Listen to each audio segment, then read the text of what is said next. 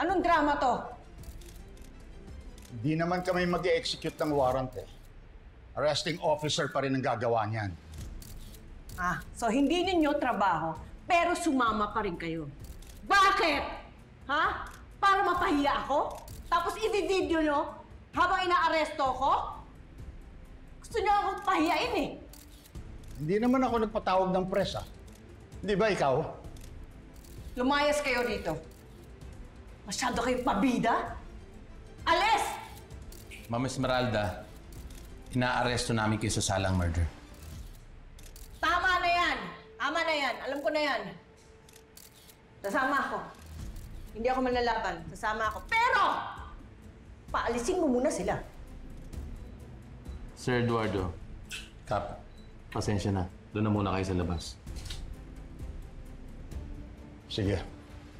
Pero hindi kami aalis hanggat hindi nyo dinadampot ang babae niya.